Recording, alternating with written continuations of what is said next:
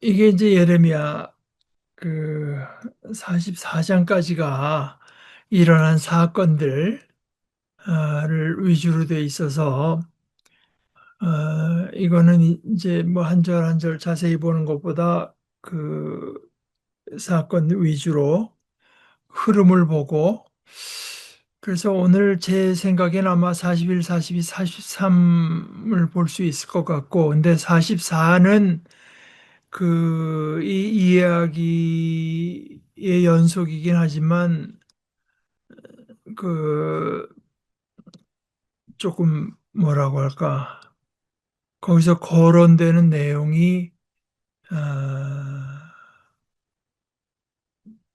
조금 더 무겁고 다른 것하고는 조금 분리해서 볼 필요도 있을 것 같아서 44장하고 45장 상당히 짧습니다. 그래서 다음 주 혹시 할 수 있으면 44, 45를 같이 보고 하면 좋겠어요. 이 이스마엘이라고 하는 사람, 이스마엘, 이스마엘의 다른 이름, 다른 사람은 아브라함의 첫째 하갈에서 난 아들이 이스마엘이었죠. 그런데 이건 물론 당연히 그 이스마엘은 아니고, 오늘 그 41장 1절을 보면 임금 집안의 후손이고 임금을 돕는 높은 자리에 있었는데 이 사람이 자신과 함께 있다는, 맞아, 뜻을 같이 하던 10명을 데리고 느부갓네살이, 그 바빌로니아가 이쪽 남아 있는 사람들의 가버너를 세워둔 그달리아를 만나러 미스바로 왔다. 그리고 1절에 보면 그들은 거기 미스바에서 함께 음식을 먹었다. 이 음식을 함께 먹는다고 하는 거는 어떤 그 우정이라든가 또는 신뢰를 이제 표현하는 이쪽, 예, 꼭 이스라엘 사람들만이 아닐지도 모르죠. 거기 그 중동 사람들, 특별히 그 뭡니까 베두인 이 사람들에게 해당되는 건지 그건 자세히 모르겠지만 이스라엘에게서는 끝까지도 그 식사를 한다고 하는 것이 굉장히 중요한 의미를 가졌죠. 그래서 예를 들어서 그 터키에 있는 안디옥에 어,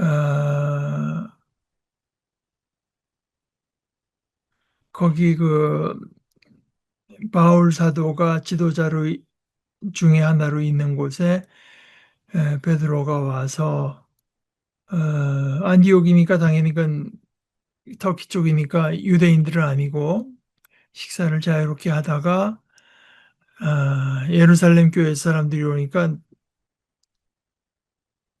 마치 그런 일이 없었던 것처럼 보이려고 했는지 그때 이제 바울 사도가 보고 자기가 베드로를 꾸짖었다, 항의했다, 뭐 이제 그런 얘기가 나오는 것처럼 그러니까 식사를 같이 한다고 하는 것은 이제 어떤 함께 우리가 함께 한다고 하는 그 의미가 있어서 그들은 거기 미스바에서 함께 음식을 먹었다. 그랬는데 먹고 나선지 먹다간지 그 10명이 일어나서 그달리아를 거기서 칼로 쳐서 죽이고 그달리아와 함께 있던 모든 유다 사람도 죽이고 마침 그 자리에 있던 바빌로니아 사람, 갈대아 군인들도 죽이고, 그러니까 이제 비밀리에 사글이 다 죽였으니까 여긴 가해자만 있고 이제 피해자는 없는 상황. 이래서 몰래 죽인 건데 그 다음 날 저 세겜하고 실로와 사마리아에서 80명이 4절에 보면 5절에 보면 수염을 깎고 몸을 찢고 자기 몸을 베어서 상처를 낸 채로 왔다. 이건 마치 누가 죽어서 애통하는 모양으로 왔다. 뭐 여기서 그 애통한 그 이유는 아무래도 이제 예루살렘의 유다와 예루살렘의 멸망이겠죠. 아, 이미 이제 적의 손에 넘어가고 멸망한 도시인데도 거기 성전에서 바칠 제물과 향품을 들고 왔는데, 그러니까 이게 들통이 나게 생겼잖아요.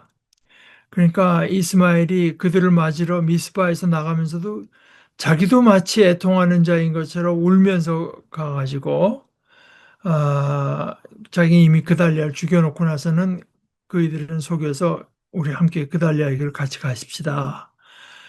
그러다가 도시 한가운데에 이르렀을 때 이스마엘이 그들을 다, 그 이스마엘과 그 일행이겠죠. 그들을 다 죽여서 웅덩이에 던져 넣어버렸다. 그런데 그 80명 중에 10명이 그걸 모면한 사람들이 있어요. 그 사람들이 이스마엘에게 말하기를 우리가 숨겨둔 보물들이 있는데, 그때 보물이라고 하는 게 뭐 진짜 보물이야 무슨 필요가 있겠습니까?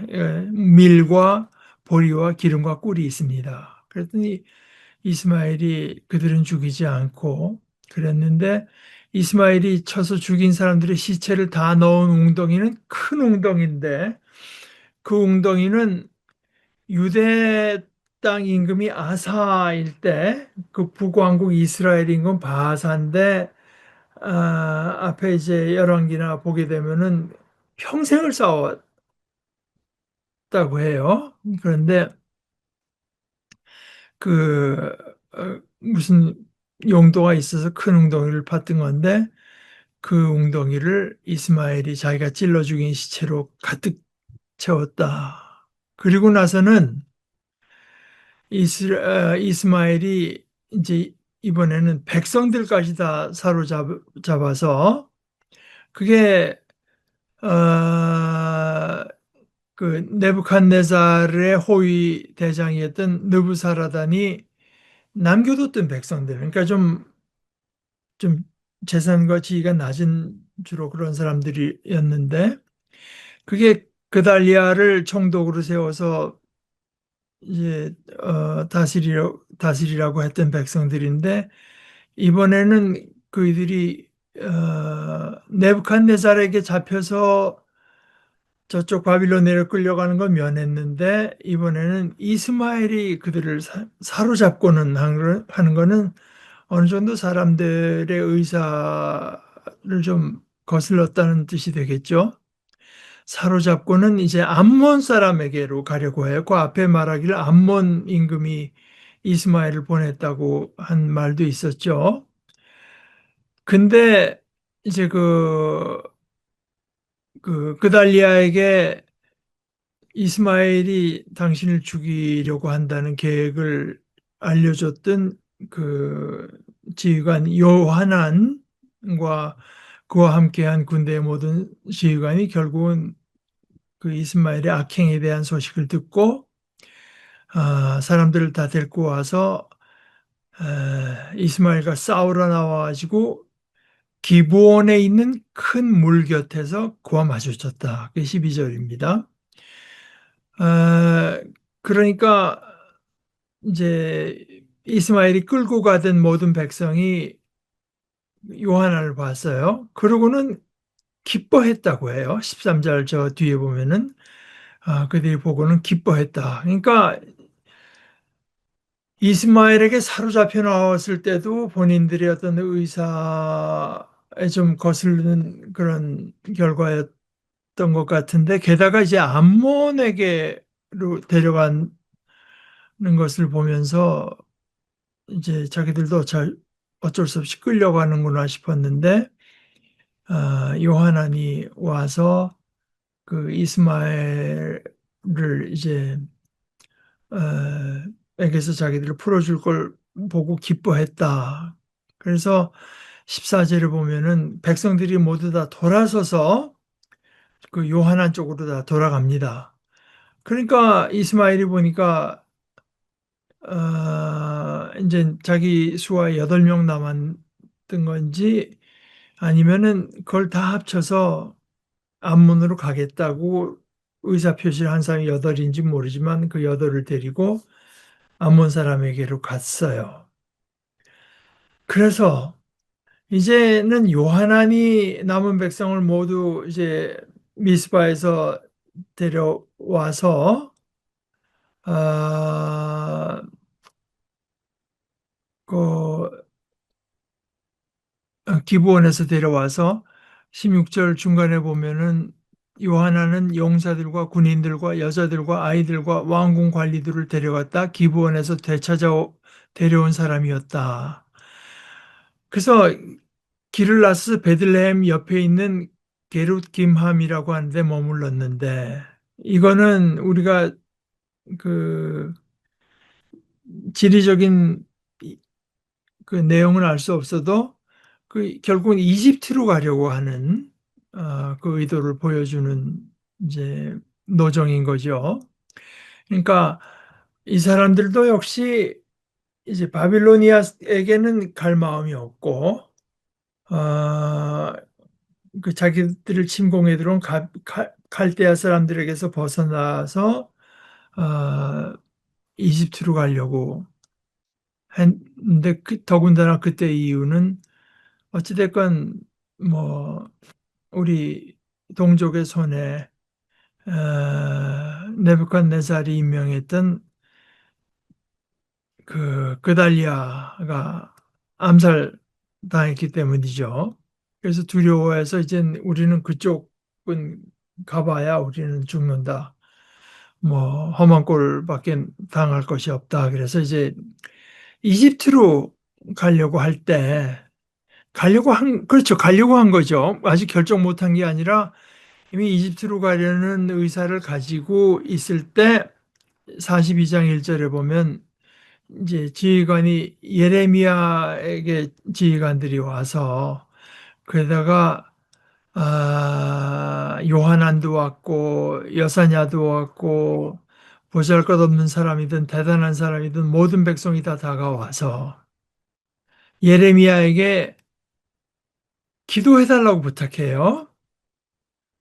2절에 보면 우리를 위해 야훼 예언자의 하나님께 기도해 주십시오. 그러니까 이제 예레미야를 예언자라고 인정하는 것은 물론 특별히 당신과 하나님 사이에는 특별한 어떤 그 친밀함이 있어서 당신이 기도해 주시길 요청합니다. 남아있는 모든 사람을 위해서요. 그러면서 우리가 어디로 가야 되겠습니까? 이제 그 결국 포인트는 그겁니다. 그러니까 4절에 예레미야가 기도하겠습니다. 그리고 야훼께서 여러분에게 주시는 대답이 있으면 뭐든지 하나도 빠지지 않고 말하겠습니다.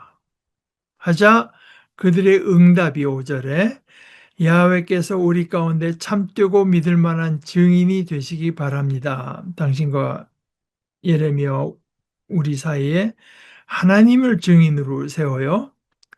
무엇의 증인이냐 하면 당신이 하나님께로부터 받아서 우리에게 전한 그 하나의 말씀은 뭐든지 우리가 반드시 그대로 따르겠습니다. 그게 좋든 나쁘든. 그러려고 우리가 당신 예언자를 하나님께 보내는 겁니다.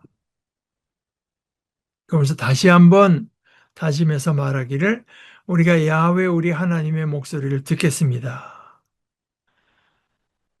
열흘이 지나서 하나의 말씀이 예레미야에게 내려오는 일이 일어났다. 그러니까 역시 이것은 하나님과 우리 사이의 관계는 물론 상호적인 관계이지만 우리가 하나님의 말씀을 사모하고 구한다고 해서 즉시 하나님의 말씀이 오는 것은 무슨 자판기에 넣듯이 즉시 오는 것은 아니죠.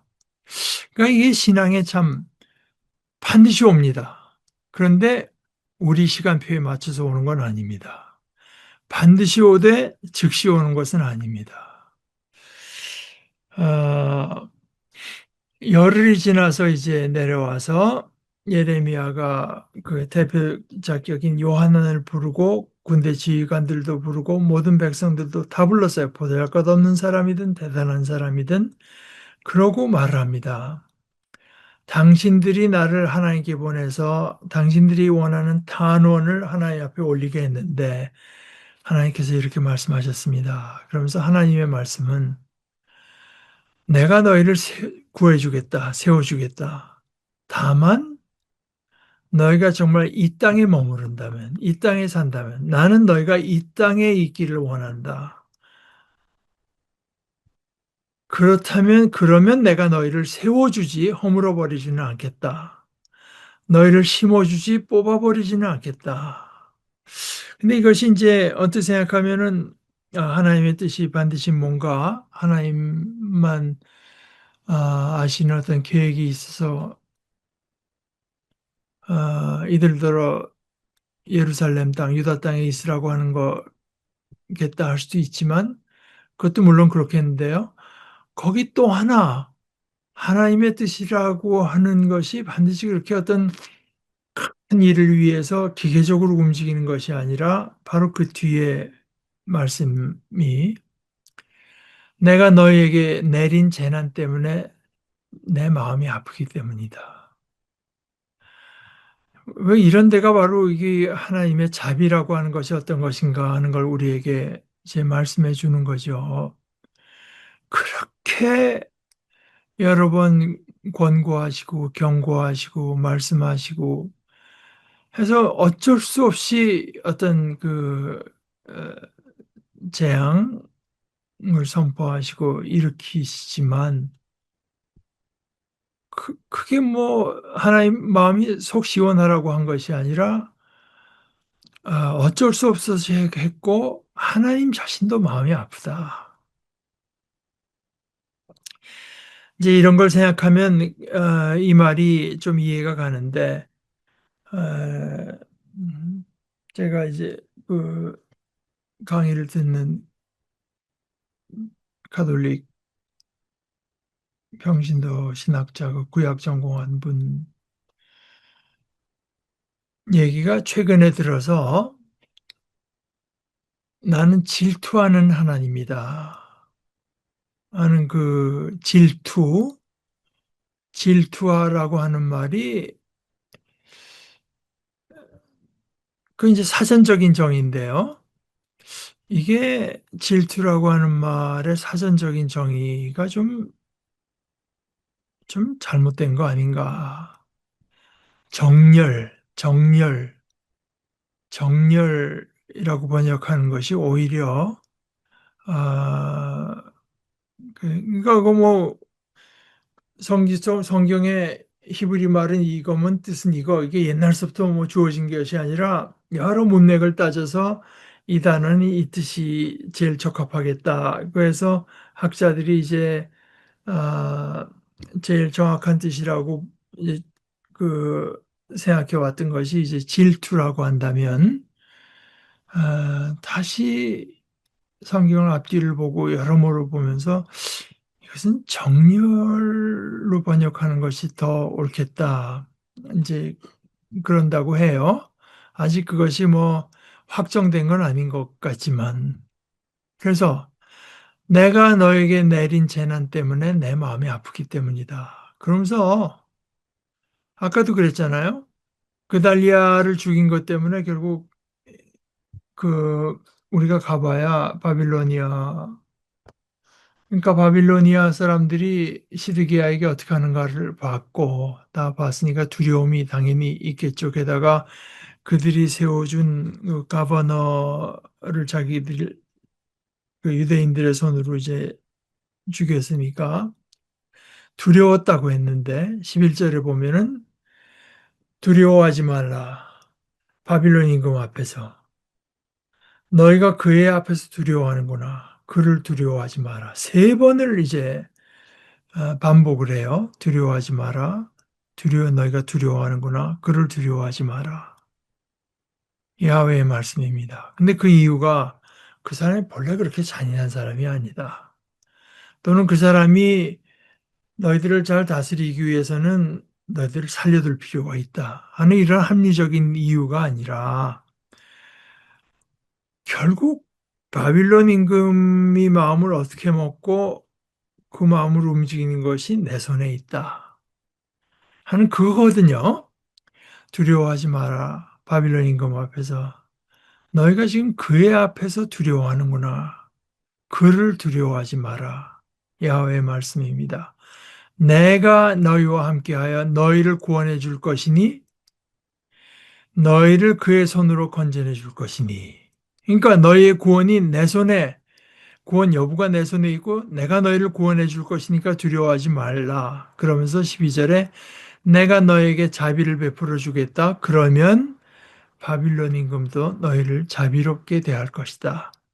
그러니까 바빌론 임금이 너희를 어떻게 대할 것인가도 결국은 나에게 달려 있는 문제라고 하는 것을 이제 말씀해 주시는 거죠. 그러니까 너희가 바벨론 임금에게 나아가서 항복하고 나아가면 그가 너희를 고향으로 돌려 보내줄 것이다. 그러니까 이게 뭐 아무런 보증도 없이 오직 하나님의 말씀, 하나님을 보증으로 삼고 하나님의 말씀만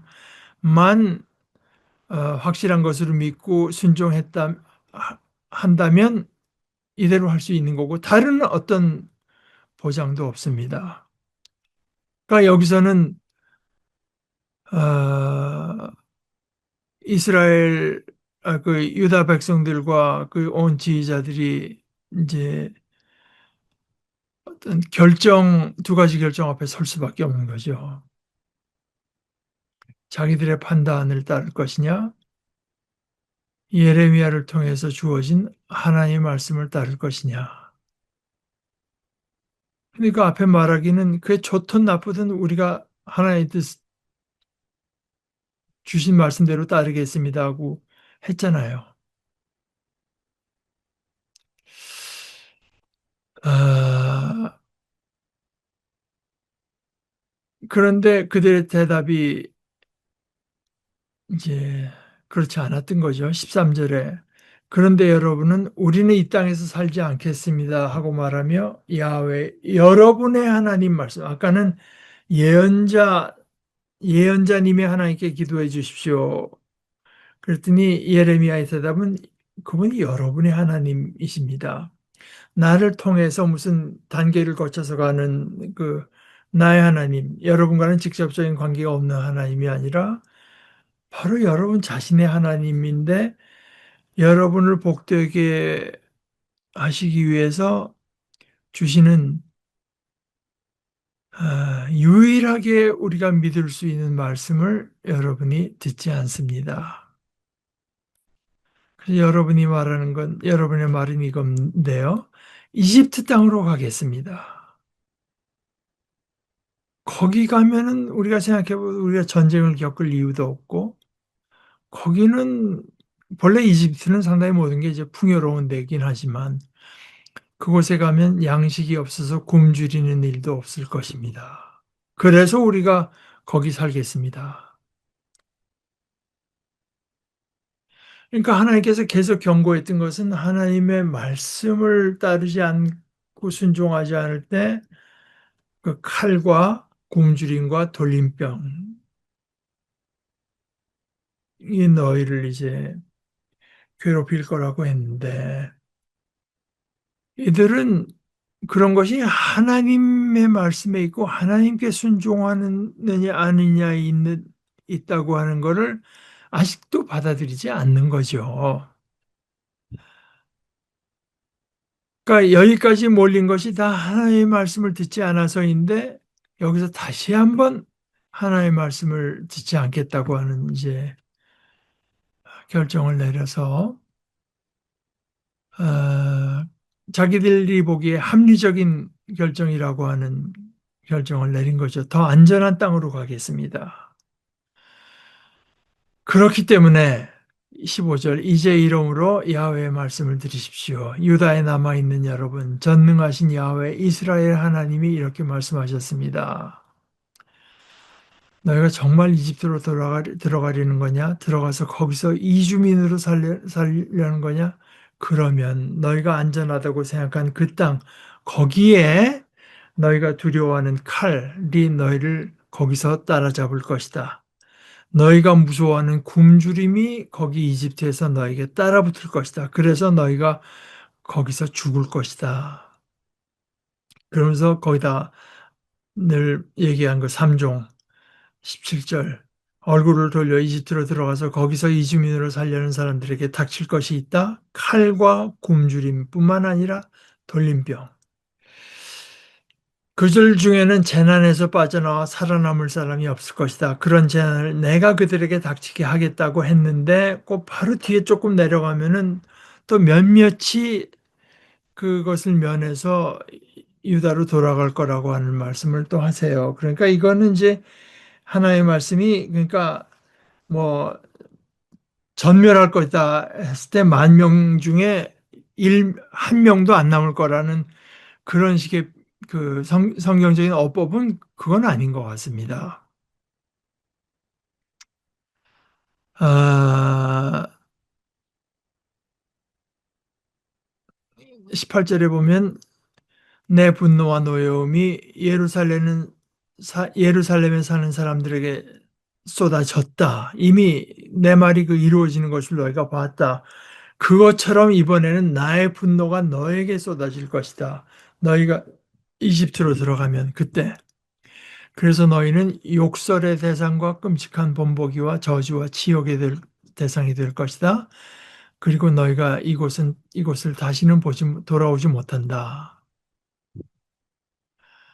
그러면서 이제 그 예레미야 얘기가 하나님께서 말씀하신 것이 이집트로 들어가지 마라. 오늘 내가 너에게 분명히 말해 주었다는 것을 똑똑히 알아두도록 해라 했다고 하시면서 예레미야가 이렇게 말해요.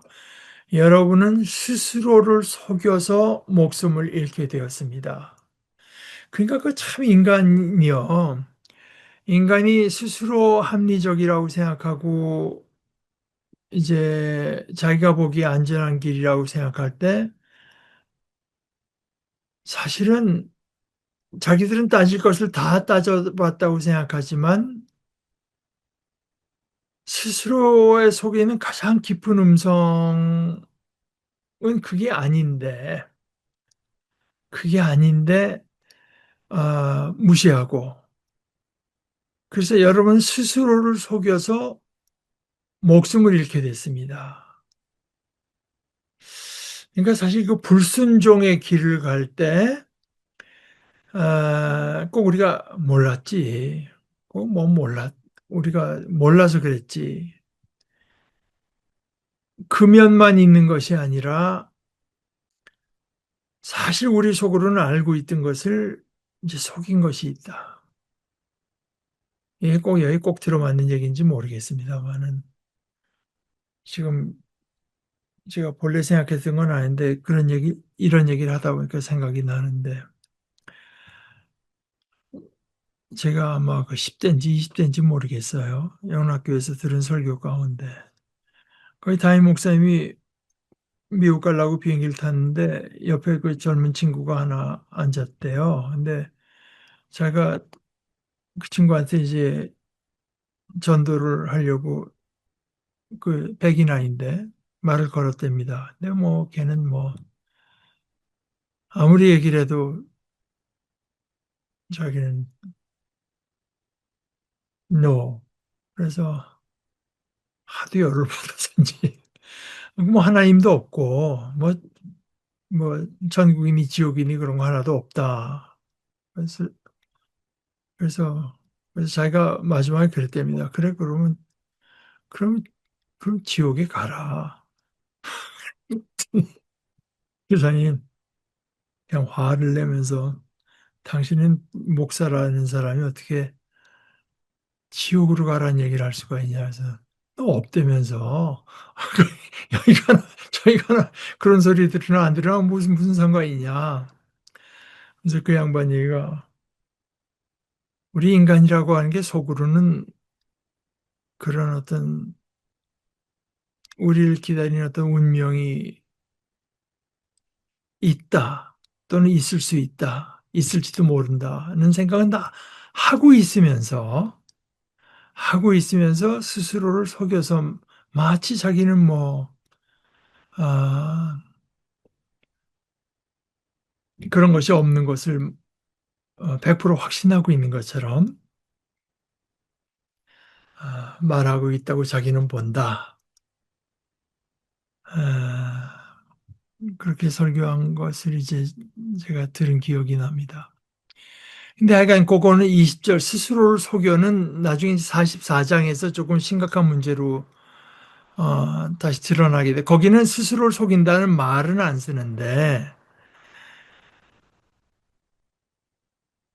예를 들어서 자기 아내가 우상 하늘신에게 뭐 갖다 부어 바치고 하는 걸 알면서도 남편들에게 이제 예레미야가 아, 알면서도 이제 모르는 척했다. 모르는 것처럼 하여간 그것과 연관이 되는 부분이라고 저는 생각합니다. 여러분은 스스로를 속여서 그만 목숨을 잃게 됐습니다. 여러분이 직접 나를 야훼 여러분의 하나님께 보내면서 말했지요. 우리를 위해 야훼 우리 하나님께 기도해 주십시오. 야훼 우리 하나님 말씀하시는 것은 무엇이든지 그대로 우리에게 알려주십시오. 그러면 우리가 따르겠습니다. 그래서 내가 여러분에게 오늘 알려주었습니다. 그런데도 여러분은 듣지 않았습니다. 야훼 여러분의 하나님의 목소리를 그분이 누구십니까? 하나님이고 바로 여러분의 하나님입니다. 여러분의 구원이 그분의 손에 달려 있고 여러분이 그 손으로 지으심을 받았고 그런 그 하나님의 목소리를 여러분이 듣지 않았습니다. 야훼께서 나를 여러분에게 보내서 하신 말씀을 하나도 듣지 않았습니다. 그러니 이제 똑똑히 알아두십시오. 칼과 굶주림과 돌림병으로 여러분이 죽을 것입니다. 이주민으로 살려고 여러분이 들어가고 싶어하는 곳에서요.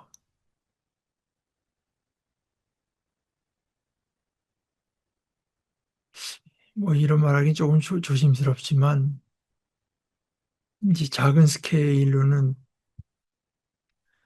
어,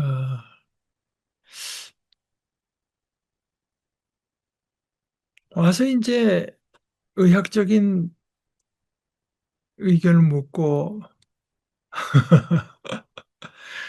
어, 내가 당신을 신뢰한다는 식으로 해놓고 나서 이제 본인들이 생각한 것과 다른 이야기를 하면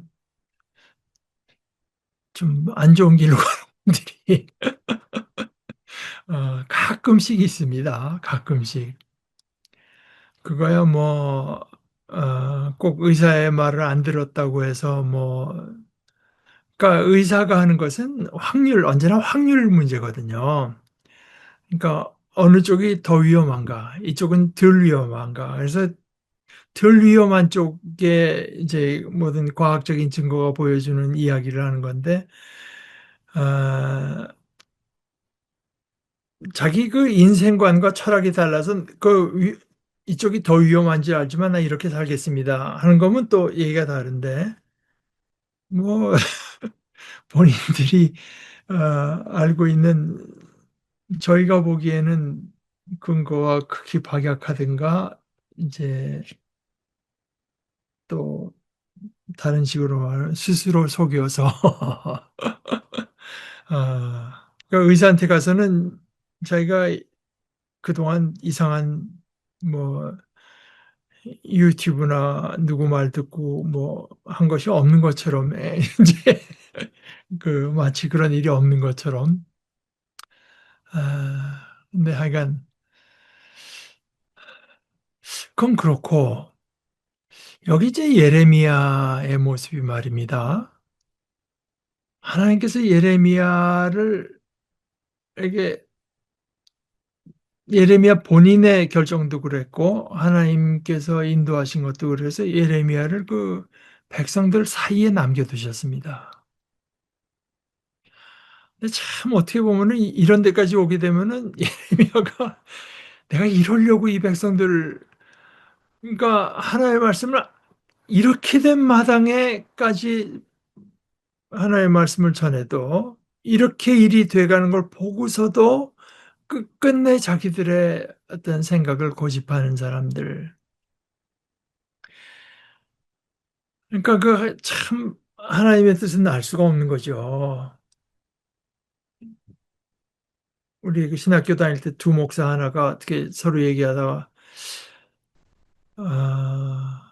한 사람은 약간 그 부흥사 스타일이고 한 사람은 젊은 사람들 대상으로 목회를 했는데 거기서 신학생으로 목회하다 이제 그게 좀 목회하는 환경이 뒤바뀐다고 본인들을 생각하면서 우리들이 서로 이 바꿔서 했으면 참 목회가 잘 됐을 텐데. 뭐 그랬을지도 모르죠. 목회 잘 되고 교회가 조금 더 스무스하게 성장했을지도 모르지만 좀 더 깊이 생각해 보면 그렇게 됐으리란 보장도 없지만 또 그렇게 된다고 한들 그게 과연 하나님의 뜻인지 그것도 알 수 없는 것 아니겠습니까? 어찌됐건 하나님께서는 그 남아있는 백성들 가운데 하나님의 하나님의 그 예언자를 계속 남겨두기를 원하셨어요. 그들이 듣지 않는데도요. 그 후대에 우리에게 교훈을 주시려고 했는지 그건 알 수 없지만 하여간 그 하나님의 뜻이라고 하는 거는 언제나 우리에게는 하나의 그 신비로 남을 수밖에 없죠.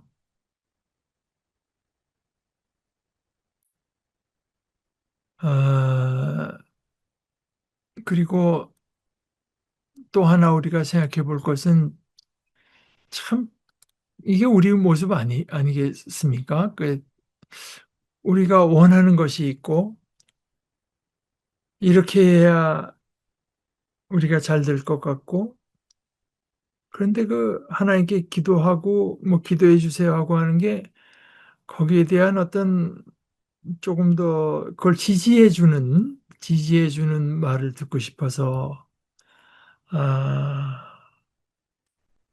그리고 그것이 우리 생각과 다를 때 아, 정말 나는 내 생각과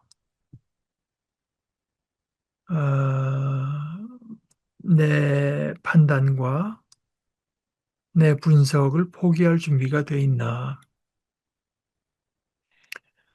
이제 그게 안 돼 있으면은 이게 이제 잠깐 죽음의 길을 선택하게 된다. 이래서 여기는 안전하지 했는데 오히려 그것이 반대로 그것이 더 위험해지는 요소가 될 뿐 아니라 애당초 경고했던 다른 그 재앙까지 임하게 된다. 그래서 43장에 보면 이제 다 야훼 그들의 하나님입니다. 그들의 하나님 모든 말씀을 끝까지 야훼 예레미야는 그렇게 말했잖아요. 다 일러 주겠습니다. 다 일러 주었을 때 아, 그 그들의 반응이 2절에 나오는 건데 그러니까 예레미야는 다 말해줬습니다. 그랬더니 아사랴라는 친구가 요하난도 그 제일 대표적인 요하난도 함께하고 건방진 모든 사람도 함께하면서 거짓말하지 마라. 당신이 하나의 말씀을 우리에게 그렇게 정직하게 전하고 있는 게 아니다. 당신의 그 비서격인 그 바룩이 당신을 부추겨서 우리를 거스르게 하고 있고 너희들이 그 어떤 그 정치적인 그 계획에 따라서 이제 우리를 바빌로니아 사람들의 손에 넘겨서 그들이 우리를 죽이게 하려는 것이다. 죽이든가 아니면은 바빌론으로 사로잡아 가게 하려는 것이다. 그러니까 이것이 뭐 전에도 설교 시간에도 한 번인가 말씀드렸지만 이게 예언자들의 공통적인 운명이었고, 오늘날에도 이제 반복되고, 하나님의 말씀을 받아서 다 전했다고 하는 거는 자기가 받은 하나님의 말씀 그대로를 전할 따름인데, 그것을 상대편은 정치적으로 해석, 음, 내가 말하는 것이 무슨 그 어떤 정치적인 어떤 뜻을 가지고 말을 하는 것으로 받아들이면서 그 하나님의 뜻이 그걸 리가 없다. 그러고는 요한이 이제 하나님의 말씀을 듣지 않고 지휘관과 온 백성도 그래서 유다에 남아있는 모든 사람을 데리고 6절에 보면 어른 남자들과 여자, 아이들, 임금의 딸들도 다 데려가고 느부갓 네부갓네살의 호위 대장이던 느부사라단이 이제 그달리아에게 다 돌보라고 말했던 모두 데려갔다. 거기다가 예레미야까지 그리고 바룩까지 다 데려가서 이집트 땅으로 갔습니다. 그러니까 예레미야는 바빌로니아로 가면은 네가 거기서 잘 대접을 받고 이제 할 거라고 하는 거를 이제 거절하고 백성들과 함께 했는데 백성들과 함께 하기를 어디까지 같이 했냐면은 죽음의 길로 가는 길에까지 계속 같이 하는 겁니다. 불순종의 길까지 따라가는 거예요. 불순종하는 백성들과 함께 불순종하는 길을 이제 뭐 본인이 자원했는지 뭐 그보다 더 중요한 것은 어찌됐건 그렇게 된 겁니다. 따라갔어요. 그때 하나님께서는 계속 그 예레미야를 통해서 그 백성에게 말씀해 주세요.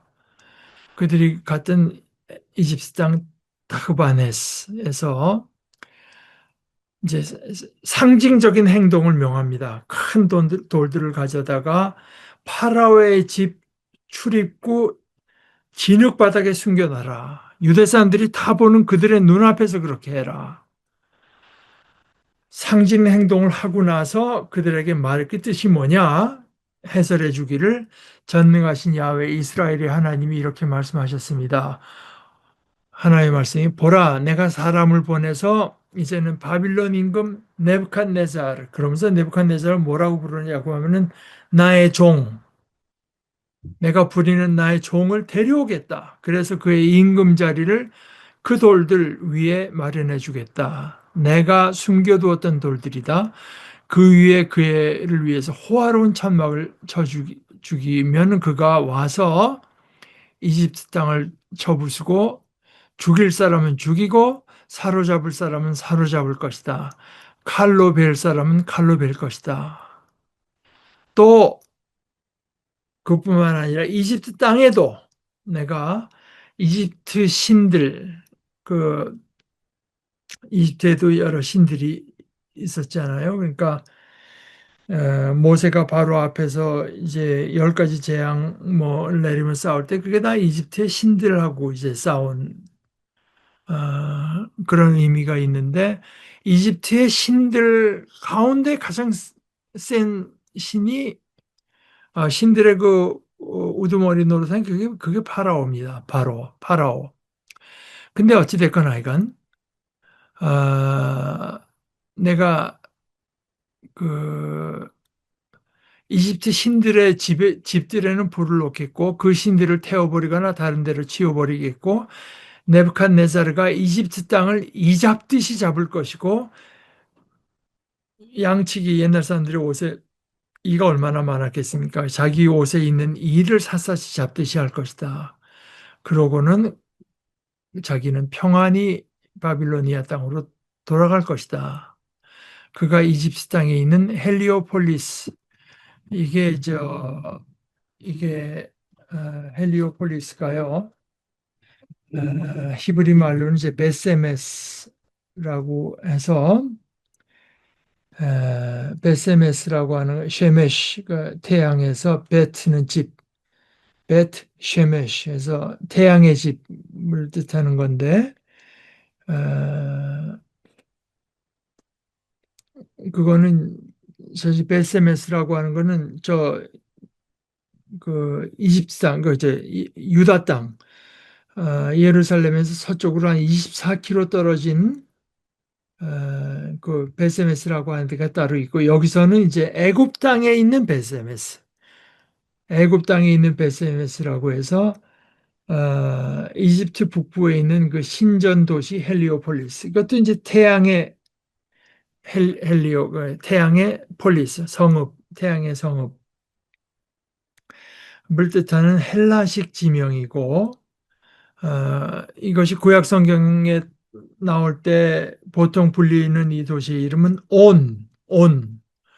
그러니까 온, 베세메스, 헬리오폴리스 이제 이런 건데 온은 뭐 당연히 이집트 말이겠죠. 근데 베세메스는 약간 유다 땅에도 있기 때문에 여기는 이집트 땅에 있는 베세메스, 그 베스 쉐메시, 태양의 집, 헬리오폴리스에 있는 돌기둥 우상들을 깨뜨릴 것이다. 이집트 신들의 집들을 불로 태워버릴 것이다. 그러니까 하나님께서는 아직 하나님을 모르는 백성들이라고 해서 그들이 이제 어떤 나름의 우상을 섬기고 하는 것에 대해서는 대충 그냥 뭐 그럴 수 있지 하는 입장은 아닌 것 같아요.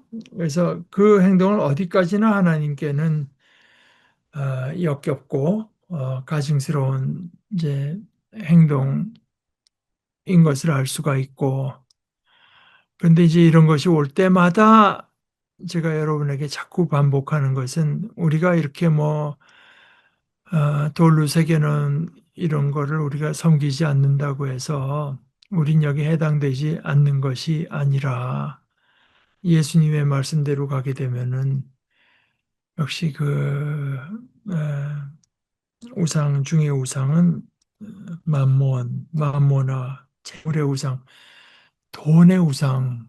그래서 돈을 월십 섬기고 돈에게 예배하는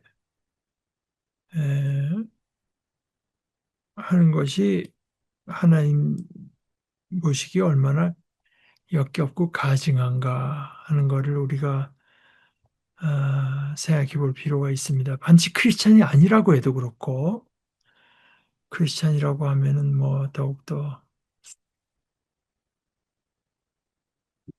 현대 사회에서 특별히 참 가슴 아픈 것은 이제 뭐 그것 때문에 어느 정도의 성공을 이루었는지 모르겠지만 제가 누차 말씀드리는 것처럼 마가 make America great again 할 때 그 great라고 하는 것은 마가를 내세우는 사람들에게는 결국은 돈이고 군사력이 힘이고 그런 것 같아요.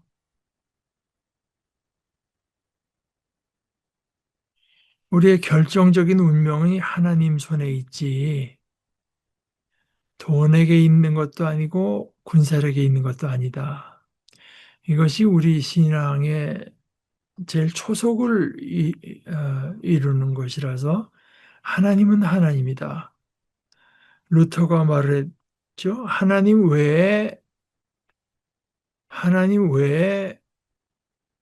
우리의 섬김을 받는 것 그게 우상이다. 어, 그러니까 우리 그 정도 보시고 44장 아마 45장 요거는 다음 주에 우리 보도록 하십시다.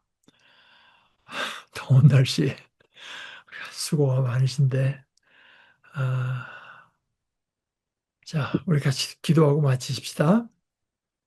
하나님 아버지 어, 저희들의 눈으로 보기에 또 저희들의 육체와 하루하루의 생활 가운데 너무 많은 것들이 어, 실제적인 영향을 미치고 우리의 삶을 좀 편안하게도 해주는가 하면은 또 곤란하게도 해서 우리는 우리들의 삶과 죽음이, 우리들의 행복과 불행이, 우리들의 자유와 얽매임이 돈에 있고 힘에 있다고 여기게 되는 유혹을 쉼없이 겪습니다. 그러나 저희들이 이 말씀을 거듭거듭 들려주시는 아버지의 음성에 귀를 기울일 때마다 우리들의 참 생명과 참 풍요로움과 참 자유와 참 행복이 전적으로 아버지의 손에 있는 것을 새롭게 다짐하고, 그 믿음이 또 그 깨달음이 저희들의 중심에 더 확고하게 자리 잡게 하시옵소서. 그래서 우리들이 생각하고 말하고 결정하는 모든 것이 그 중심을 따라 움직이는 것이 되도록 저희들을 불쌍히 여기시고 주장해 주시옵소서. 예수님의 이름으로 기도합니다. 아멘.